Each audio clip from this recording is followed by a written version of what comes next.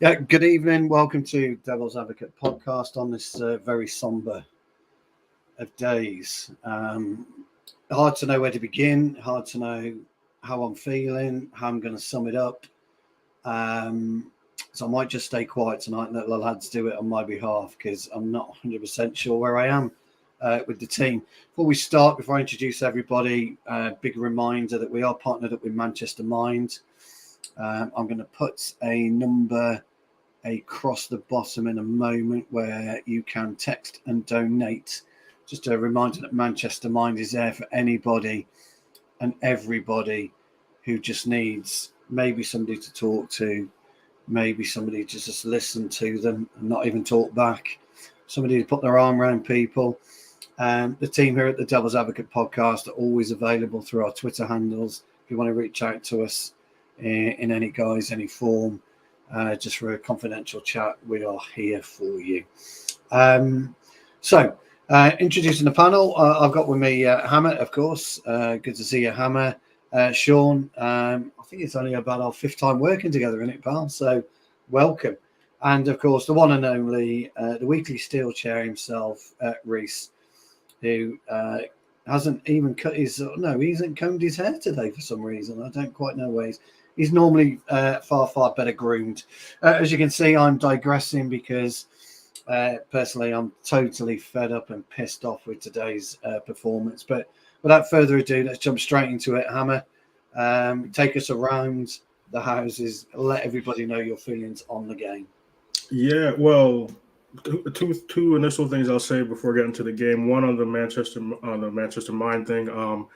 I do very much support that, and I do want to say I mentioned a couple times at the end of shows that I've been on about my podcast about mental health. That's in my link. The only reason I'm bringing it up again is if anybody from the show is watching it, because I do get updates weekly on how many downloads and views my podcast gets. So I have seen a little bit of an uptick. So if anybody is watching it, I do appreciate it. And then also for what I'm guessing is Keen in there. Yes, I do have a fresh trim. I cut off the ponytail and all that for the first time since 2019. So it's been a while since I had short hair. And then now to the game. What I'll say is the main line that I was thinking coming to the end of the game for all these players, outside of whatever issue we want to have with Ten Hag and all that, is inconsistency has been their biggest consistency for years. And I think it speaks a lot to certain players that are still here who has been here for all the time that we've been struggling basically since post Sir Alex. So for today's game, it was just frustrating. We weren't up for it for the start. For the first 15 minutes alone, we looked, like Fulham was on the front foot just to start off the game, and we didn't look clean. We didn't look disciplined as a lot of times we end up seeing with a lot of these players, and it just continued throughout the game. There was a few moments of spurts that looked like we were going to do something.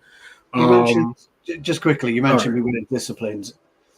Is that something that Fulham stopped us from doing? Is that something we couldn't be bothered to do? Or is that something...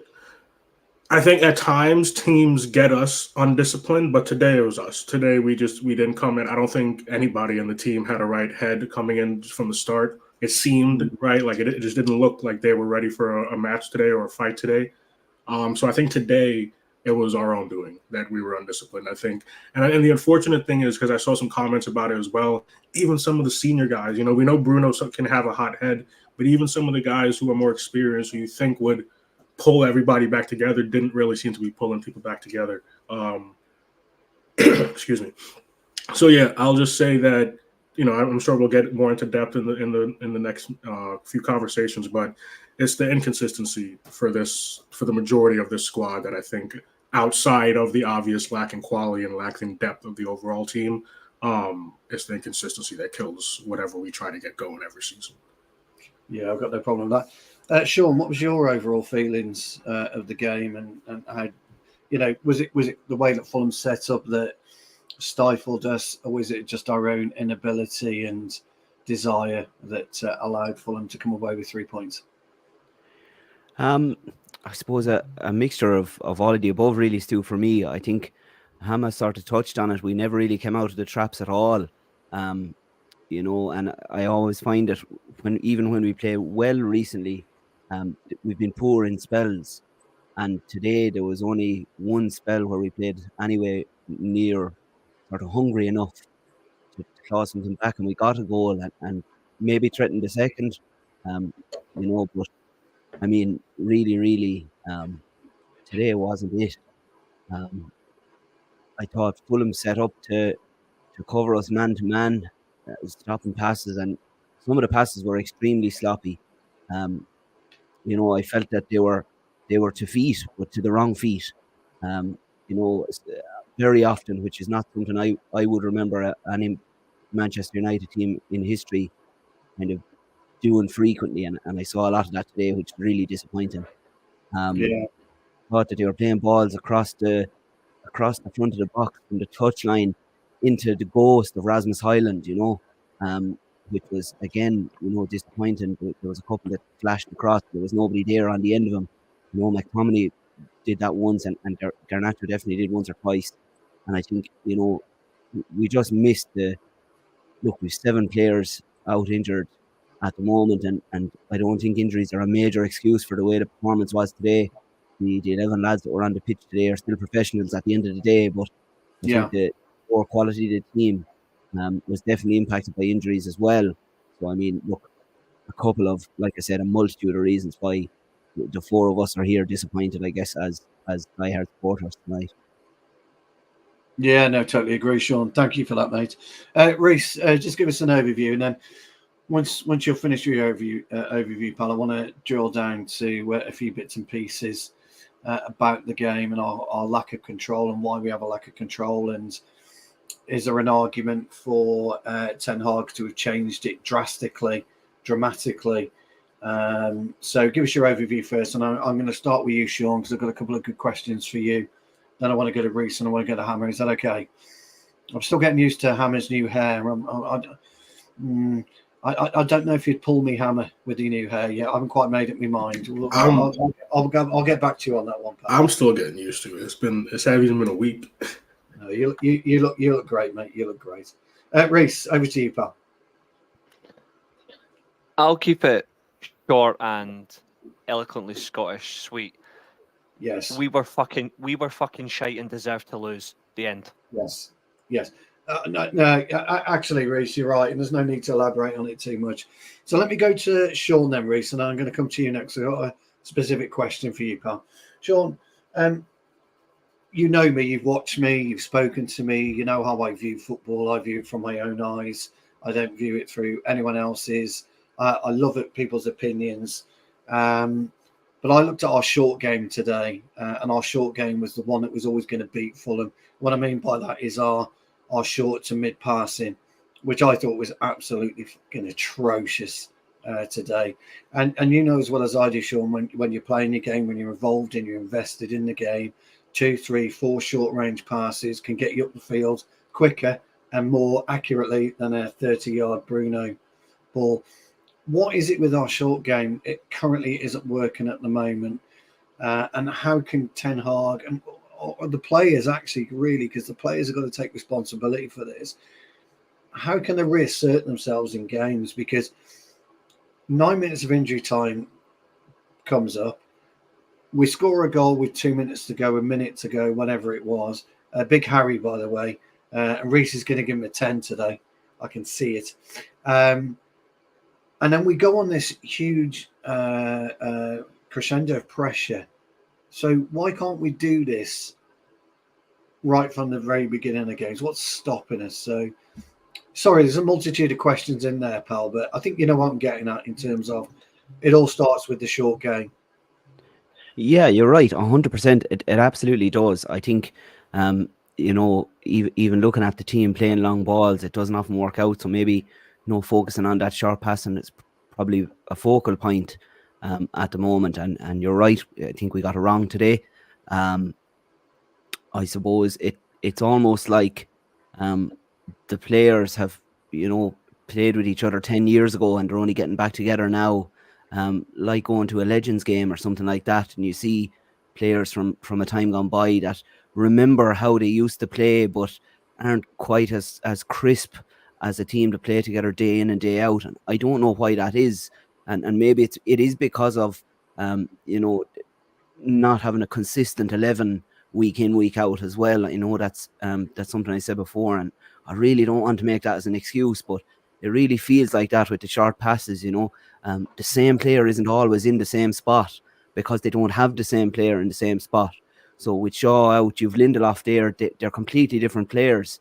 And I think that, no player that's been replaced is similar to the player that they've replaced, right? Correct. If that makes sense. So No, it does. I think 100%. it's very, very difficult to get into a rhythm. The rhythm is not there, and that's what's causing us, I think, the greatest trouble. I think, I play the guitar and I sing, and you have to strum the chords at the right time when you're hitting the note and singing, or else the song sounds terrible. And today, the song was terrible, and that's what it was. And I think tactically as well, it was an absolute choke job from Ten Hag. If I'm completely honest, and I like Ten Hag, I've always said that. You all know that I've been a Ten Hag fan, but it was an absolute choke job. And anybody that missed the podcast last night and they want to see a choke job, they can see our host last night, Dara. I hope you get well soon, because you very nearly died choking on a drink last night. But I think Ten Hag has won up to you today. Absolutely. So, and that's how it was for Ten Hag today. It just wasn't good enough. Bringing on Anthony, I mean, come on. It's just a disaster. Talking to Dara, he's in, Sean. Good stuff, Dara. Yeah. So anybody missed the podcast last night, go back and check that out. Top work, absolutely. Top work. Great moment. So make sure you check that one out. I think it's 17 minutes into the pod, if I'm not mistaken. So please do go and watch that. Dara, we love you, mate. You know that, and I know you could have been on tonight if you didn't have family around. So thanks for that. Reese, coming to you, and then I'll go to you, Hammer. Okay, because got a couple of questions for you, Hammer, but Reese, specifically for you.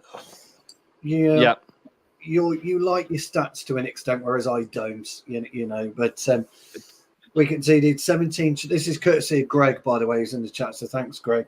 Greg put this on our group chat earlier. So 17 shots today.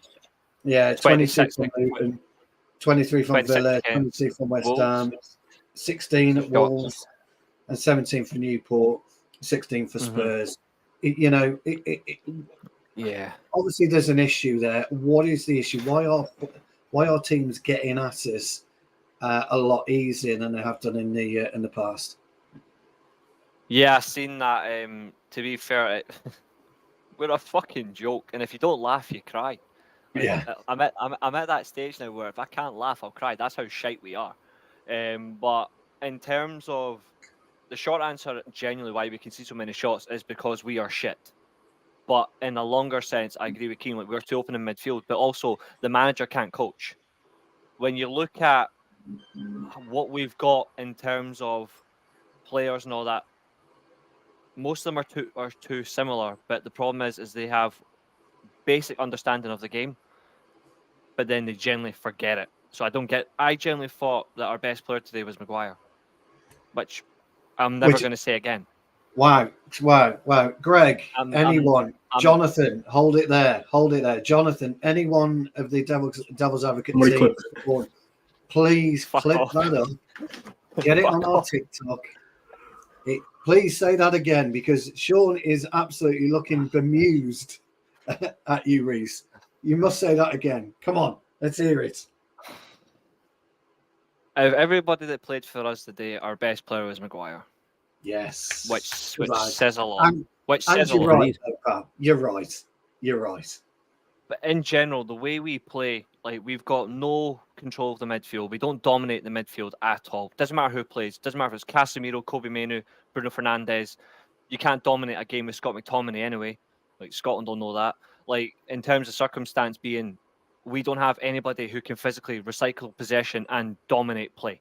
None of them can do it. It's all about quick release, playing the ball as quickly as you can, maybe take a few yards and then hit a shot. That's Bruno Fernandes in a nutshell. In terms of the wide players, one or two of them maybe can hold the ball, but are they good at releasing it effectively? No. Like, we don't have that either. The fullbacks, I've said it since last summer, sell them all. Yeah, Sean, I'm still saying it. Sell them all. I don't care. The only player today that actually recycled the ball, actually controlled possession, shockingly, was Maguire. Yes. The only player today that done it, and I think the reason being is because he just understands this is his game. That is all that he is effectively good at. I look at anybody else in our team, and nice way to put it, they're wank. They're just wank. They're not good enough. And the fact that Ratcliffe or whatever says that they're looking to sell 11 players in the summer or whatever. 11's not enough, but 11 is feasible. I think we need to start bringing in players that can effectively control games. If we want to be a team that wants to control possession, you bring in players that can control possession. If you don't want to bring in players that are going to control games, that want to just play a pressing perspective where they'll just release the ball, then just sign those players. It's makeshift every single summer where there's no continuity about who we're signing, and that's a major problem for me. So effectively, why we cannot control games, we don't have players that can control a football match. That's why we're conceding so many shots. That's why we're getting turned over in the final third. That's why we're not effective pressing the ball. That's why we only start well for 15 minutes and then we get fucked for about 75. We are genuinely the worst team in the top 6. We are.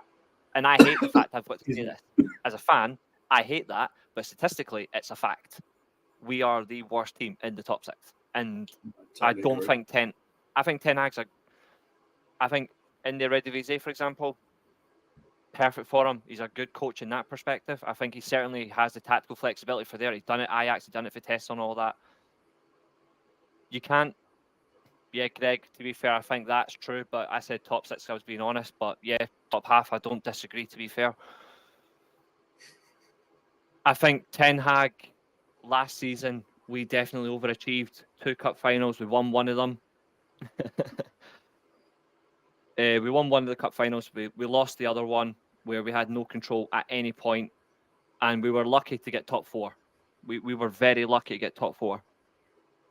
This season, massively exposed in terms of all aspects of the field. Rashford, I know people love the guy to death. For me, far too inconsistent. We'll talk about Rashford in a bit.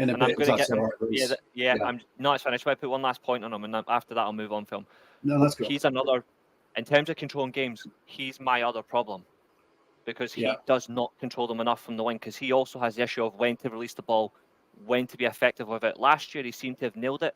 This year, he's just. I don't know how he keeps regressing.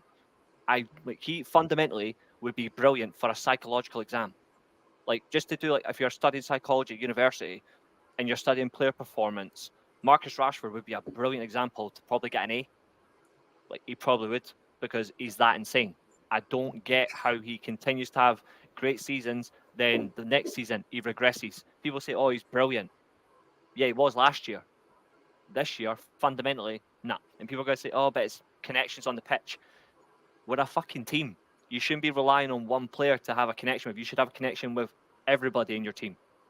We are genuinely, and I think it was in our group chat as well, we're just a team of individuals again. We are. Well said, both Sean and Reese. Hammer, I want to come to you because I want to talk about what you would have done if you were Ten Hag today. I know the lads touched on it last night, and I've been an advocate this week of, and I've been castigated, by the way, of putting Anthony into left back and maybe playing 2 up top. I support that, by the way. Attacking fullback. I'd play Anthony as attacking fullback.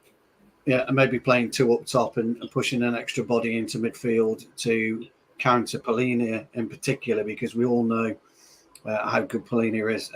Jarvis, thanks for coming over. Jarvis from MEFC Realist TV is here to support us. Thank you very, very much, pal. So I just wanted to ask you, I have my reasons for wanting Anthony as an attacking fullback, and I will briefly tell you those, and then I'd like your opinion on what things differently Ten Hag should have done. So I think Anthony, as a Sean's going to laugh at this, winger, and I do mean winger, he would have an ability and an understanding of what an opposite winger would want to do in that position. He would know exactly where to show him, or he should know where to show him. So he should be able to position himself better He's quite strong, Anthony. He's not particularly one that gets pushed off the ball all the time. And wingers, when you match a winger up together, they're not necessarily two big bruisers. So I just felt positionally he would be better suited to Lindelof there today. I also think if we'd gone with a two up front, it would have been, we'd have had that extra body in midfield. I'm not saying a conventional 4-4-2. It would almost be like a 4-2-2-2, so to speak. So that the wingers would have the space, but then Bruno could support, and I would have gone with Garnacho and Rashford, because I think, and this is a question, one I wanted to pose for you, Sean. I think Forson was out of position today, personally. And so what would you do, Hammer? It's just a general question. I'm not saying anything, but that's probably what I might have done. Yeah, well, I can understand wanting to make that much of a change as well because of all everything that's going on. But I wouldn't. It doesn't even have to get that complicated. Like somebody commented, and I think I tweeted a couple times before the game started. I know you said you're going to pass it to Sean as well, but I don't understand why Forson, first of all, was on the right wing. Anyways, it didn't make sense. And we've seen Rashford tried up top several times when we had injuries problems before, and it just doesn't work out. So I don't know what that option was. Like the only thing I kept saying in the beginning is like, if you're gonna play a 19, if you're gonna play a 19-year-old and give him his debut, why are you playing him out of position? And I understand some people might be like, oh, 19-year-old on his debut leading the line for United. Okay, shit has happened. People's hurt.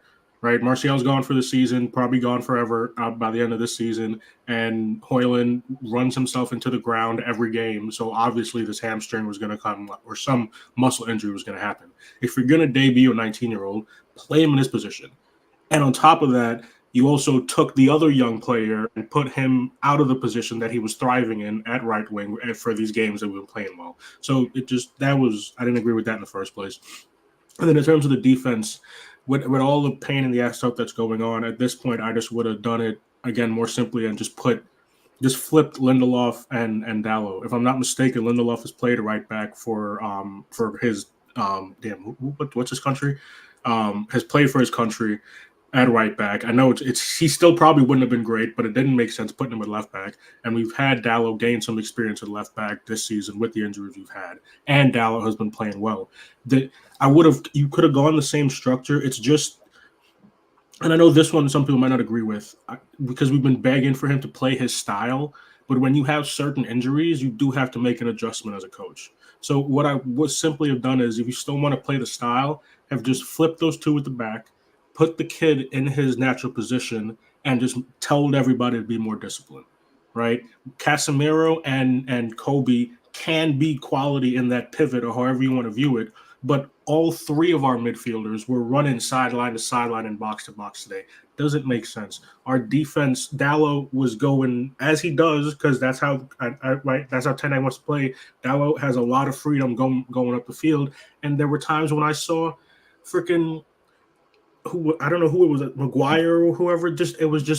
There was several times where I saw Maguire out at left back, and several times where I saw defenders having to stretch and get out of position, which just obviously leaves more gaps because people like Dalot, even though he is given that freedom, isn't going to be able to get back every time, or isn't going to be able to get back fast enough when teams are countering the way they were trying to get on us today.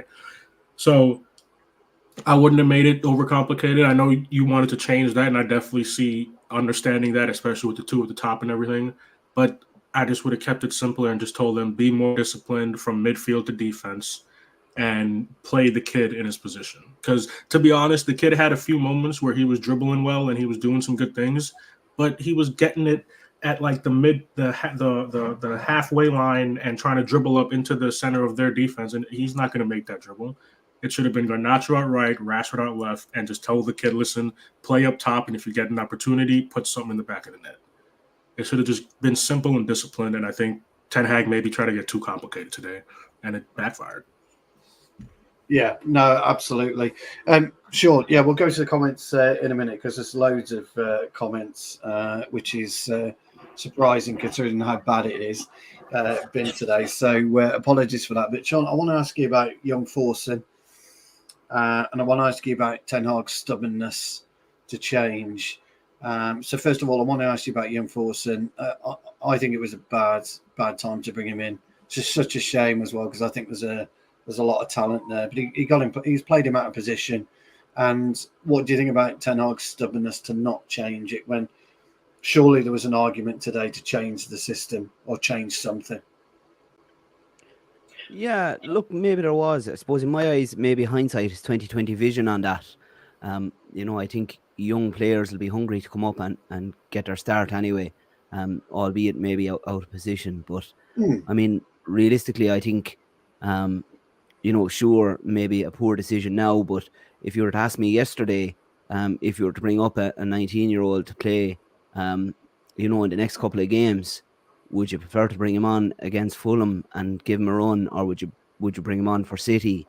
I know which one I'm picking, and you're probably the same, so I'm not sure, how to think about it now. Obviously, at 7:30 after the game, it's very easy for me to say, not right and this and that. But I actually think yesterday I thought, look, fair enough. Best of luck to the young fella. I hope he does really, really well. Yeah. And I don't think he's I think he's going to be quite good, actually. Really promising young player. And the future does look bright for those young players. Maybe need a year or two experience before they come on, maybe to show their true colours. But I mean, and that's where the challenge is for me, because we have aging players that don't have too long left.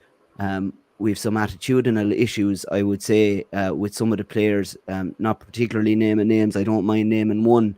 I think he's already been named a couple of times, and then you have the young guys coming through, and I think hopefully that the more mature players will bring them on, the likes of Casemiro and Eriksen will bring them on before they get the opportunity to look at the bad habits coming in on the dressing room from some of the players that seem to think, at least in my eyes, it looks like they're entitled, that they deserve to be playing. And I actually don't think some of them deserve to be playing after today. And I nearly prefer to get, badly beaten for a couple of games if it meant sitting these lads out, because I don't think they deserve to put on the shirt at the moment. In actual fact, I think I deserve it more than they do. To be honest, Sean, that's exactly what I wanted from you, because that's how I feel. Look, I've been in many a dressing room, and I've seen a sense of entitlement. I've done it myself as a player. I've had this sense of entitlement. I've missed 2 games through injury or whatever, and I've walked straight back into the team, and I got complacent until I was told by a senior player to pull your finger out. You walk into this team, you earn your spot and you play your spot, and so I get what you're saying, and it's a great point. Was this a while ago, considering you had a senior player to? Sorry. Yeah, no, I was coming through in the Welsh. I'm sorry, I couldn't help myself. It's a great one, that is. It's a great one. Thank you. Rick. Dora is at home choking on his latest glass. I was young at the time, playing out in the Welsh League, Welsh Premier League, and but it was right, and it taught me a lesson. It was 1955. It was a cold summer. It was a cold summer's day in 1955. Yeah. But what my point is, it taught me a lesson on how to conduct myself, and it made me the player that I am today. I'm 54 years old, lads, and I'm still playing against ex-pros and stuff like that. So for me, if I hadn't had that grounding, I wouldn't be playing today. Which might sound a bit stupid, but that's how I look at it. So, same for me. Where I had to stop playing football before I fucked my back. It was the same circumstance. Before I got my back injured, I've never played football since. Yeah. No, I definitely like to say it on that. I had old school coaches my entire life. All my coaches were old head guys who couldn't care about shit. I remember this is a sidebar thing that, like, one of my football coach in high school, going into my senior year, he literally, and before the season started, he was like, "Hey, the school board talked to me, and now I got to talk to all you guys. We can't be cursed on the sideline anymore." We were like, "What the?" It was just. I feel like keep going. It's encouragement. Yeah, I'm fed up of ex-pros coming out and saying, "Oh, we shouldn't have come out and hung him out to dry." Of course he should. You hang people out to dry. You should hang people out to dry, in my opinion. So I interject on something. I just wanted to make a point back on the dressing room that he's mentioned earlier on. There was something as well that was important that Sean mentioned about young players coming through. Another thing for me as well, bar the old habits, is when you look at dressing rooms, when you look in the Premier League, name probably the 3 dressing rooms that you think are probably the best in terms of management and also players top to bottom. What would you say are the top 3? I'd probably say City, the Scum, and maybe Villa. The Scum being Liverpool. City, Scum, Villa. Would you probably agree? In terms of like just dressing room, in terms on the field, how they conduct themselves, like leadership. Liverpool in particular. Look, I've seen various things. I've spoken about Virgil van Dijk having a pop at Robertson when he was going to a photo shoot and his bootlace was undone. That's perfect for me. I like that kind of stuff. Standards are here. You don't go in. I mean, I was talking to Phil Marsh a week ago, and he told a story that we all know about. Chris Eagles coming down for a team walk, coming down in an Alice band and fucking flip flops. Fergie kicked him back up the stairs. I'd have kicked him up the stairs. There are certain standards that you go, even on a Saturday afternoon now in the mighty Tipton town. You may not know about us, Sean, but we are mighty. I knew that was coming. Yeah, 31 minutes. Whoever had 38 minutes or 31 minutes and 40 seconds in the pool, you're the winner this week. Yes, the mighty Tipton Town has been mentioned. But that gets to my. What I was going to say. If we're late, if you're a minute late, the players are down on you, and so they should be. If you're not taking pride in the way that you in your appearance, players are down on you all the time, and we don't get that in today's football. And this is what I was going to get. And this is what I'm going to get, because when I look at those 3 dressing rooms, I do see it when they're actually on the field. What I don't see from our dressing room in particular is players both. This says a lot about certain players at the club for all their lives. There's players that don't actually physically understand the standards of this football club. Who just think they're here to get paid money. No, like the likes of Rashford and Scott McTominay, I expect a whole lot better. I expect a whole lot better, and it looks as if they don't understand what this football club means. But what I'm also mean as well is, if a dressing room is not filled with the right leaders as well, it's going to be completely toxic, and it's going to have an impact, especially on what Sean said, which is young players coming through, because they have nobody to look to. If I was a young player coming through, like Willie Cambuala, for example, and I'm looking at the centre backs, I'd trust the centre backs, even though at times they can be inconsistent. I'd probably trust them because they all look like genuine guys. The midfielders, I'm a fuck. The midfielders, I think Kobe Mainu is screwed. I think Kobe Mainu is completely screwed from the midfielders. I'm not listening to any of them. Maybe Casemiro, maybe Eriksen, but the rest of them, no. Højlund, he's got nobody in terms of a striking perspective. He's got no one. The fullbacks are humped, and well, if you're a goalkeeper like Kovar or Vitek, do you want to realistically learn from Andre Onana? Maybe if you want to make errors, I'd learn errors from Onana. Højlund just has to hope that there's more take my dad to school days at Carrington, so that Van Persie comes in and shows. I mean, he just has nothing, This is my point. Exactly. That's what I'm saying as well. Like, they've got nobody. Absolutely. And I don't think, maybe apart from 4 or 5, I think we only have 4 or 5 good pros at our football club. And I think that's a massive problem. And I mean, like, not just good professionals on the field, but off the field. I think we only have got 4 or 5. Yeah. And we need triple that. We need at least 14, 15 throughout just to manage a squad. It says I'm going to go into Carrington tomorrow. I'm going to kick them up the arse. Don't you panic, lads. I'll take it. I'd enjoy that. Guys, we're 35 minutes in already. It's been a really great conversation. Sorry for the guys in the comments. I do need to get to you, but the lads are doing a sterling job here. Let's just have a quick job. I think I've been quite nice tonight. Yeah, you have. Yeah, Jarvis has come up with a great question. The significance of player relationships. I think he's 100% right. I think Canacho moving to left-hand side had a negative effect on both him and Dalot. I tend to agree. Let's see what else we've got here. Really good question from Keane there. Yeah, pick that up if you can, About Sean. managers.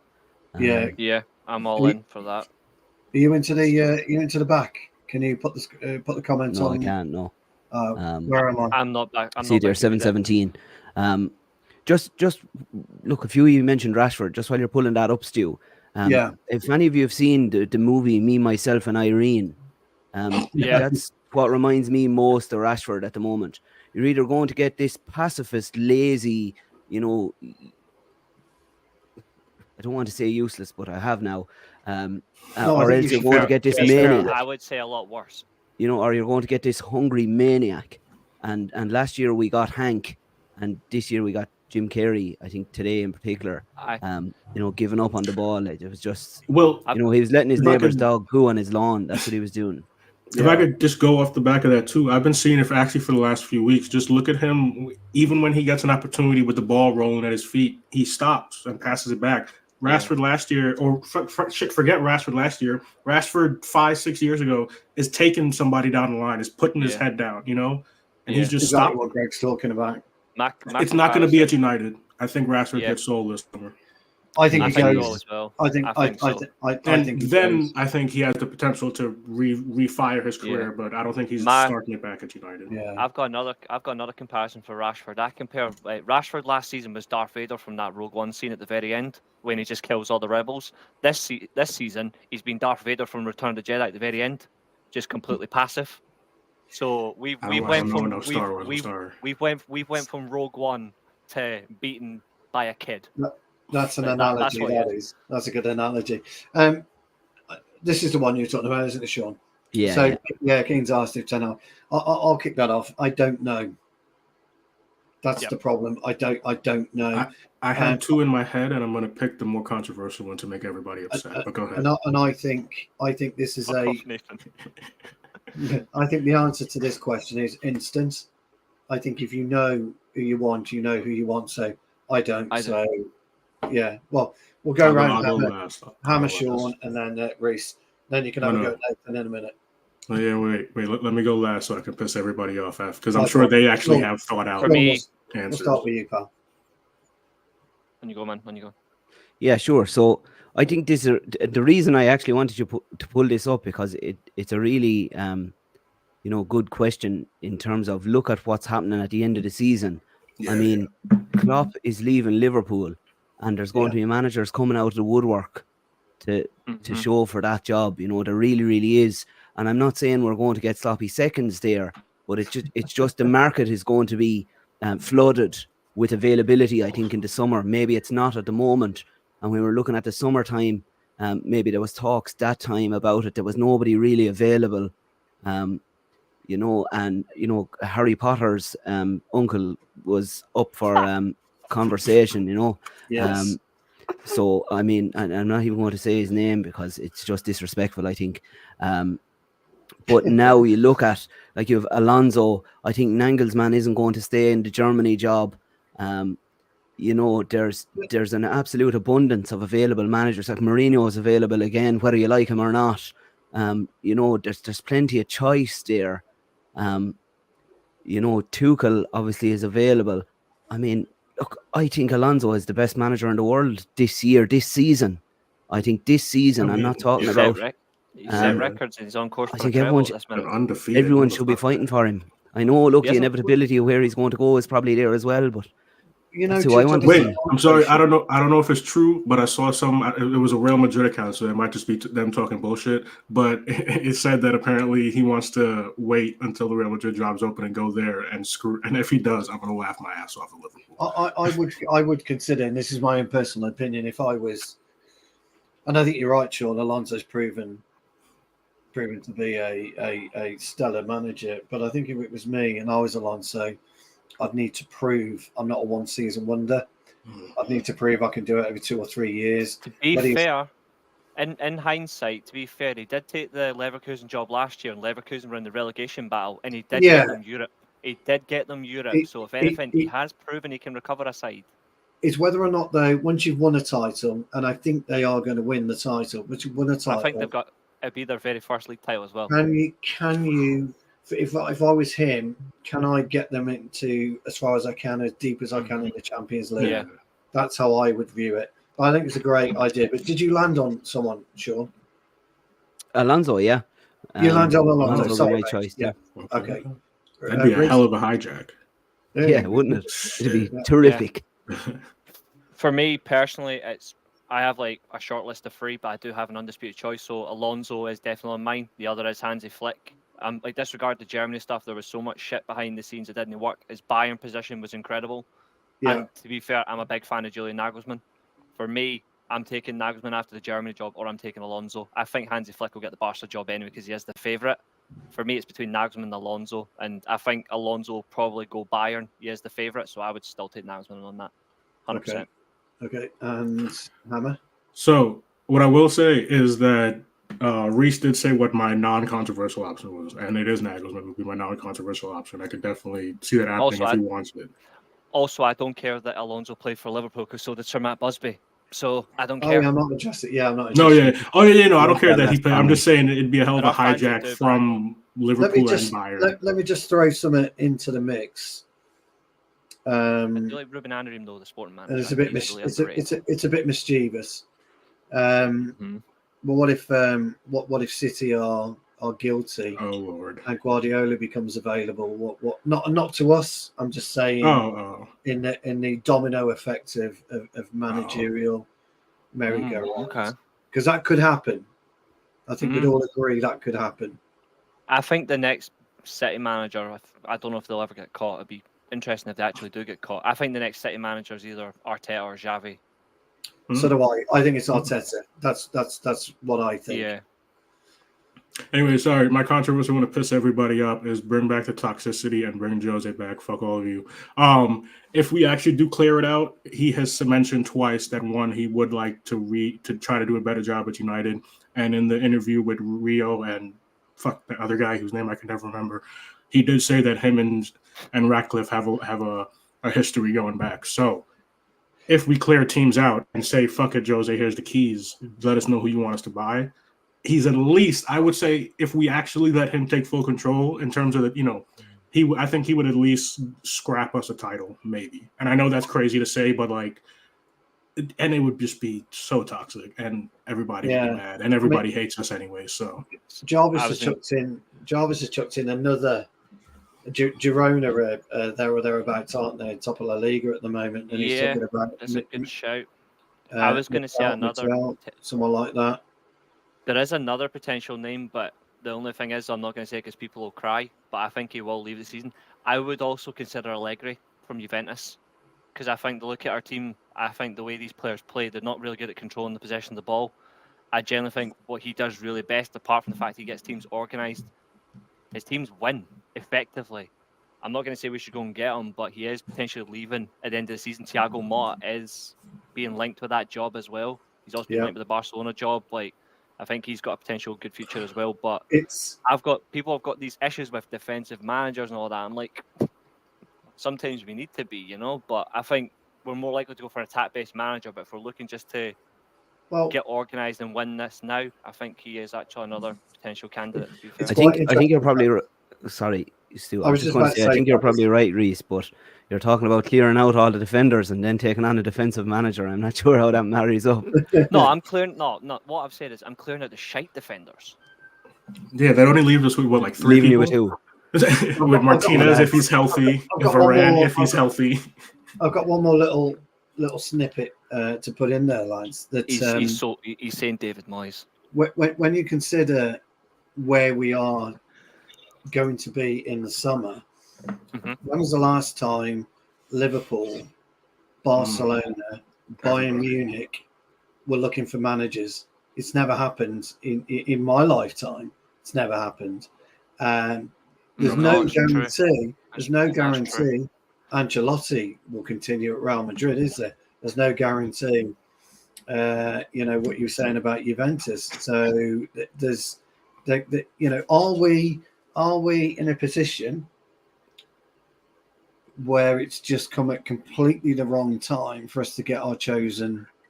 Actually, if Ten Hag, I'm going to go the opposite direction of where you're thinking, Stu. I think if it has if they continue to go in the direction that they seem to be going, Ratcliffe and Ineos and all his people, we are going to once again have everybody in football get reminded of how big Manchester United is. Because I think even with those names, a potentially well-organized and well-run Manchester United is still a bigger target than Liverpool, than even Bayern. Yeah. Real Madrid maybe is the only one to have. Well, actually, no. Real Madrid, yes, because their team is fucking finished already. So, and anybody stepping into that has a finished team. But Jarvis has just chucked this in. It's a good point. It's because he's obviously, obviously Girona. Yeah, Girona is part of the City group, isn't it? And Pep's brothers involved in there. So I do rate what he's done. I do rate what he's done with Girona because they've been excellent with what they've done this season. I don't think they'll do that again next year, though. I think they've just been very lucky that Atletico Madrid and Barcelona have been really. And I'm not disrespecting Girona in any way. I think Girona played some really good football. I just think next year I'm going to be expecting Atletico and Barcelona to completely flip the switch, and they will be like right back up there challenging Real Madrid. Mention with Real Madrid though, if Ancelotti's smart, if he wins the Champions League and they go and eventually win La Liga, if I was Ancelotti, I'd just leave Real Madrid. I would, because again, what else has he got to prove? Yeah, get yourself out to Saudi Arabia. I think at that point he's rebuilt this team. Look who he's got. He's got Valverde, Camavinga. He's got Jude Bellingham, who's right now the best attacking midfield player in the world. He's not even an attacking midfielder. Like Mbappe's on the way in. That Endrick, or whatever he's called, like they've completely redeveloped the team. Carlo Ancelotti's done that, but necessarily, if he wins the Champions League and La Liga with this side, what is the point of staying? What is the point? Have I maybe been talking too much, or has he mentioned before wanting the Brazil job, or have I imagined that? It's went to somebody else though, but he was linked for it. Yeah. Oh, it's went to somebody else already. Damn. He was. I'd like to see a butterfly effect with Ancelotti. So you're talking about Ancelotti there, Reese. Maybe a little bit of a fantasy butterfly effect. If Ancelotti goes to Saudi Arabia, Gerrard goes to Liverpool from I don't give a feck, and we get Alonso, and then we get Alonso. Yeah, how about that? There's a butterfly effect. Liverpool stuck in the mud and us back flying high. I think that'd be nice because we'd only have the only true world class midfielder that, as a manager, that Liverpool have had in the 21st century, because Gerrard was world class. Well, all right. Well, now we're just trying to make people angry. Right then, guys, we're 47 minutes in, fellas. It's absolutely flown by. Peter Fitzpatrick is talking about no style of play, evident again. True. I would always argue, somebody tell me exactly what a style of play is in football, because if I'm not mistaken, when the ball comes to your feet, you pass it, whether you're in a 4-4-2, 5-3-2, 4-4-6-8, whatever. That's all you do. Hey, listen, I can't disagree with Stu there. There was one of my favorite basketball players, Carmelo, always said the name of the game is putting it in a bucket. Name of the football is putting it in the back of the net. I understand what Peter's saying. I understand what players, what you're talking about, etc. But it does grate me really, because the bottom line is, in any match, if I'm in the same team with Sean Hammer and Reese, I'm passing them the football, whether I'm in a style of play or not. That's what I'm doing. If I pass the ball, my first instinct is I'm crossing it. That's literally what. I was a winger before I moved into central midfield. My instinct is to cross a ball or play it in short. It's no hard. Our wingers can't even do that. Maybe they need education. I was going to say that your 4-4-6-8, is that your poser formation on a Sunday? That's my poser formation. Yes. Talking of Sundays, though, I did keep Jude Bellingham's old man quiet last weekend. So I'll tell you that, fellas. Right then, we were on 50 minutes. He is so good. He is so good. I tell you, his dad's a quality player. I play with him, actually. He comes on tour with us to Portugal every year, but we played against him, as it happens, last weekend. And does he still stand by? I know Jude said this, but I think his dad's also said he stands by that Job is better than Jude. Even though obviously he's playing for Real Madrid, he said that his younger son's better than Jude. Yes. I may have had a sneak preview of Juice signature. Snap him up in the summer. Oh God, if we could get, I think. Well, I'm not saying anything, but you probably see he'll probably hop over Yeah. to Madrid way at some point. Anyway, enough's enough. Yeah. Lads, 50 minutes in. We've got to go to score predictions because we need to wrap. Score predictions. More predictions, Stu. What No, not happened? score predictions. Sorry. Was there something else in that coffee? Yeah, You sorry. mean, you, Yeah, mean, there you, was. mean, Yeah. you mean score brutalizing? I mean player scores, which I can't believe I'm going to be doing this, but I'll be kind to one player then. I'll be Yes. specifically kind. Obviously, Harry Maguire, man of the match, and a 10. Apart from that, you can score anyone else, whatever. I'm only joking. Deal. Deal. I think what I'm going to do is we'll break it up. So we'll give Reece the back three, back four. We'll give Something was definitely in that coffee. Yeah, I know. We'll give Hammer the front three, and we'll give Sean the midfield. I was hoping Sean would tear into Rashford and all that a bit more, you know. That's all right. I haven't had my say on Rashford yet. You don't know so we'll do it that way, and then you can all score an Anna. So quickly go around with your score for an Anna. 5. 4.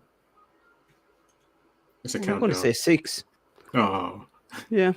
I don't think he made some pretty good saves. I thought he did. Yeah, I didn't think he was that bad today. Actually, I guess it was because he stepped already, but goddamn, that winning goal, he just looked at. I was so mad. He just looked at it. I was like, my guy. It won't be opened up his body like he was going to go right. I know. And then kicked it left. I didn't think that. He was caught flat-footed because he was expecting it to go right. I thought. I know. Yeah. I get it. No, you're actually right, Sean. But the funny part of that is Iwobi didn't even know he was going to do that himself. Which is normal for Alex Iwobi. Iwobi didn't have that in his locker, did he? Let's be honest. He probably meant to put it the other side. God.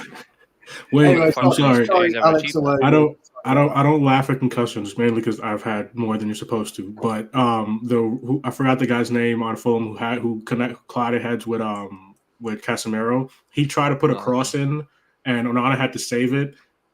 There's a reason that cross was so bad. Okay, yeah. I'm gonna stick by that because. Yeah, fair enough. Right then, Reece, let's have your back four. Right. So let's see. Our back four was Dalot. Yeah. Varane, Maguire, and the Lindelof. 10. Right. So let's categorically ruin them. Dalot 2, Lindelof 1. Lord. Maguire 9, and Varane 7. But I'll go with that. The only reason I'm scoring those two. The only reason I'm scoring those two highly is because it was the fullbacks that were at fault each time for both goals in terms of position. They kept getting caught out. Seriously. Yes, the amount of time. Anytime we're playing at home now, just hire a hitman and just lock a fucking sniper on them and just aim them one way. Aim them one way. Go that way. Go there. Go there. The amount of times I saw poor Maguire having to try to keep up with a winger today. It was not fair. Unacceptable, yeah. For me, the fullbacks were at fault for the goals. It was definitely the centre backs I thought they were flawless, but I thought Maguire just outdone Varane a little bit more. And that's not just including the goal, but just individually carrying the ball. You're on about that poacher's goal. Yeah, full on. I mean that's acceptable. We need that because our strikers can't do that. Yeah, exactly. Hey, one of them can. He just hurt his hamstring. Sean, the middle three, the midfield three. Difficult one for you, this one, because I don't think anyone, including Kobe, for the first time, covered himself in glory. So it's a difficult one, this pal. Yeah, I don't really think he covered himself in glory, maybe, but he was definitely the best of what we had out there. And he anything that we had good in the first half, and even into the start of the second half, anything we had good went through him. In fairness, at 18 years of age, so I'm going to stick with Kobe with a 6. I'm going to give Casemiro a 4 that I really don't want to give him. I think it's based on the game, though. It's based on the game, so it's based on the game. But I think his legs just, he's having to foul. He's having to foul because his legs aren't carrying him what they used. And I think it's just getting used to not having that step of pace, that foot of pace. And I'm going to give Bruno a 5 right in the middle and just go, look, there it was. I think, again, similar, maybe slightly attitudinally, needs a bit of work. But other days that really works in our favour, you know. So another day I might be saying, you know, he was given out, but he was fantastic. You know, I just didn't think today was the day. You know, I still rate him, and I would hang on to him. To be honest, he'd be one of the ones that I would hang on to if we are going to clear a lot of this dead wood. As one of the comments said there as well. It's great to see Trevor in the comments. Me old pal, me old flower. But yeah, no, they're my scores for the midfield three. Just a genuine question to you, Sean. I would agree with those. Just a genuine question to you, mate. Because to be fair, I think if we are going to play a style of play, if we're going to be a team that wants to be controlling the ball, I don't think Fernandes should stay. But I think if we're going to play where we're just direct attacking teams, where we're not controlling the ball, we're just releasing it quickly and just attacking, then I think we should keep him for that. If we play as a controlling team, would you sell Fernandes? Like, if we brought in a manager who is fully focused on just controlling games, I'd keep him even to just have him in the squad, Reese. Even if he wasn't going to be there week in and week out, I'd still keep him. No, of course, yeah, that's fair. Know, he's one of the few, yeah. You, because you're a Chelsea fan. Yeah. So, Hammer, the final three of Forson. I don't know how you're going to score Forson, to be honest. No, I feel a bit wicked. Garnacho, wow, again, and Rashford. I fear low scores. I'm gonna be kind to the kid and give him a dead center middle score. I'm gonna start with him and just give him a 5. He didn't do much today, but he didn't have much support to do a lot today because even the senior players were poor. That's funny. Trevor, I swear, I'm gonna come find you. All right, you're gonna get a knock on your bedroom window and you're gonna shit yourself. I'm not even gonna knock on your front door. I'm gonna figure out. No, yeah. So I'm gonna give him a 5 because I think he won, like I said earlier, getting put on the right wing. I think wasn't fair to him. And then there just wasn't a lot of support today with how the team overall played. Then I'm gonna go for Garnacho, and I am gonna give him. I'll give him. Oh fuck! I don't even know. You gotta be honest. He was the best up front of what we had today. I thought so.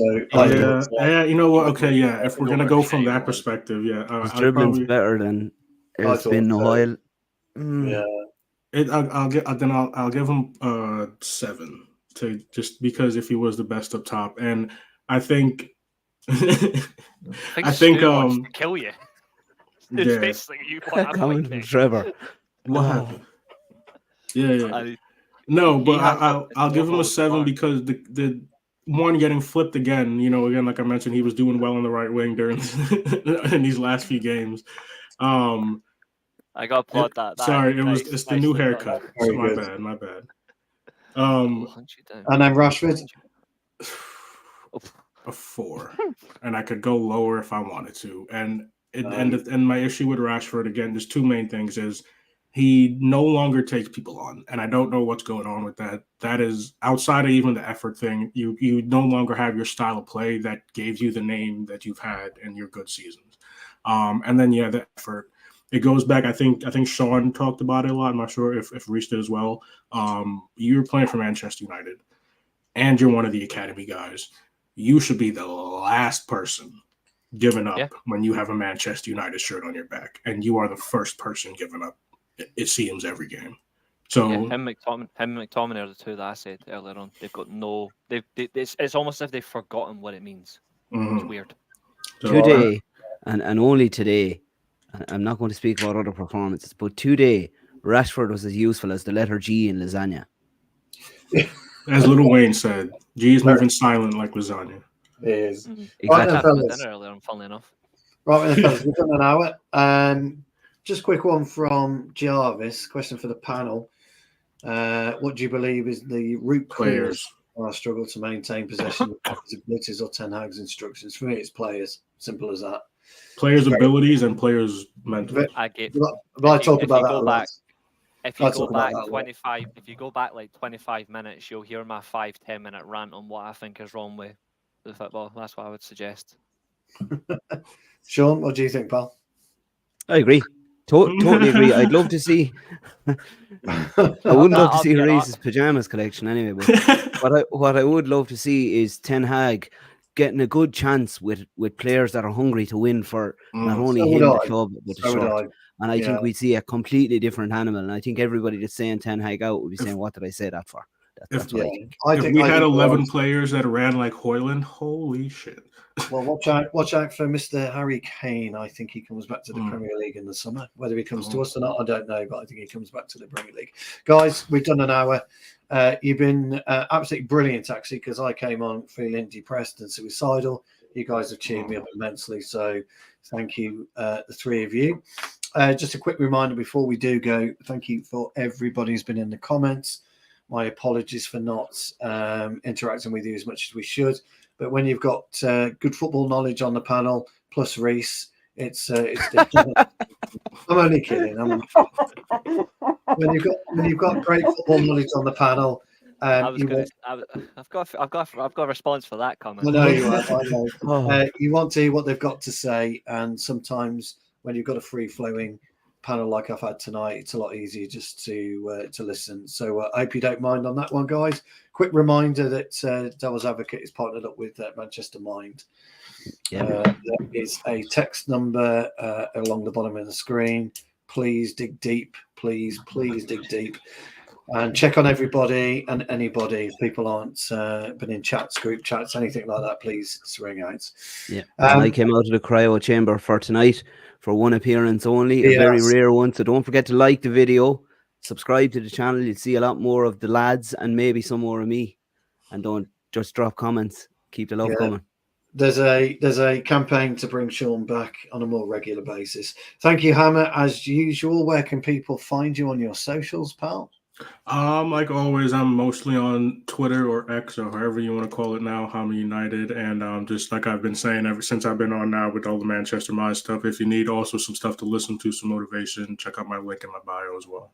Superb. And Sean, where can people get hold of you?